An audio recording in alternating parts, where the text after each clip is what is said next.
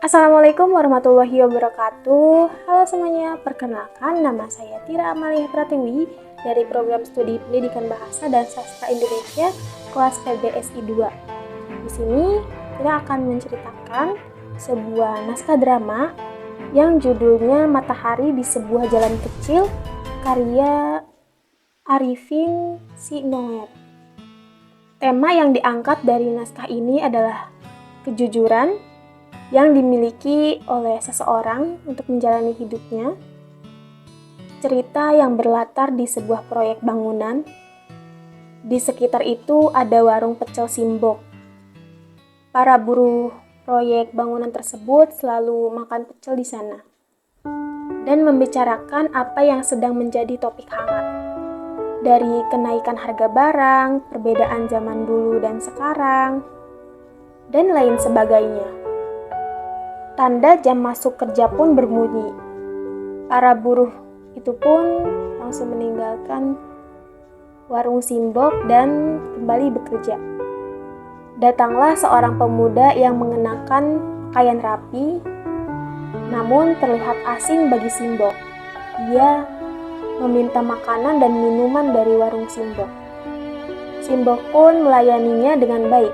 Selesai makan, pemuda itu pun langsung bangun dan tampak kebingungan, seperti mencari-cari sesuatu. Simbok pun curiga dan bertanya-tanya apa yang dia cari. Pemuda itu pun berkata jika tidak membawa uang.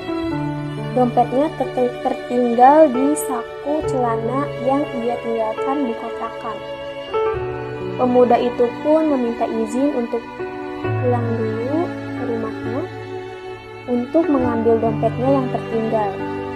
Simbok tidak percaya kepada pemuda itu. Ia meminta untuk segera bayar dan tidak boleh meninggalkan warung itu.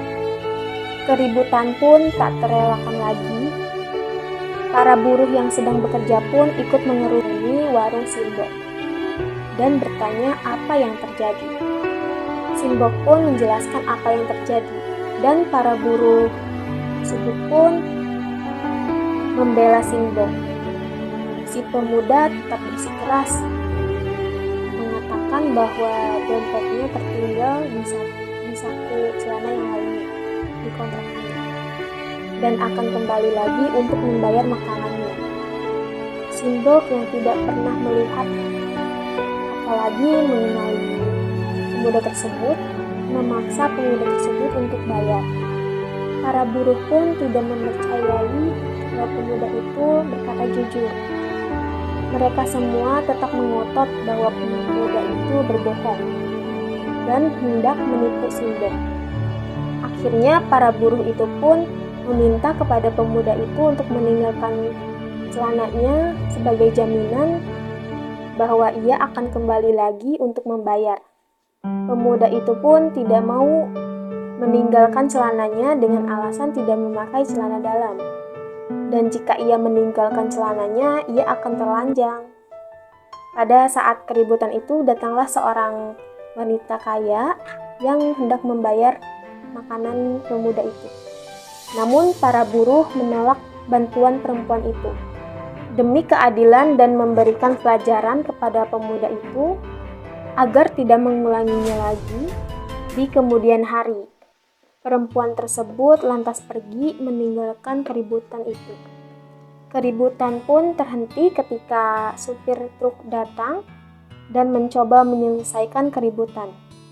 Supir truk menanyakan apa yang telah terjadi.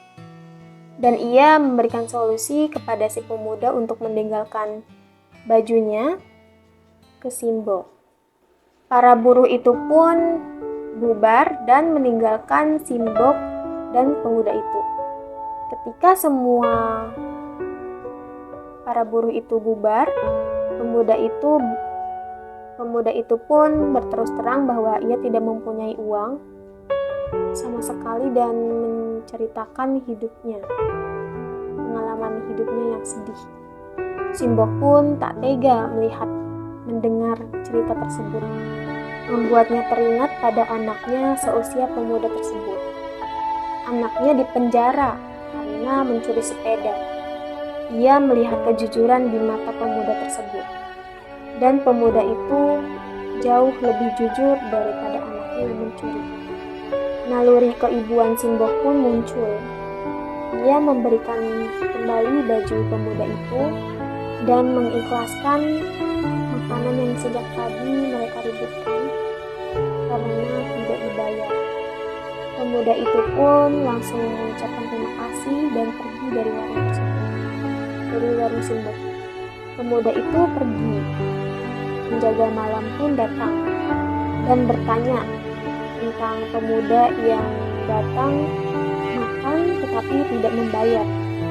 Ia mengatakan juga kepada Simbo bahwa semalam juga ada seorang pemuda yang menipu sebuah warung di pasar Kauman. Terima kasih. Terima kasih. Kurang lebihnya mohon maaf. Wassalamualaikum warahmatullahi wabarakatuh.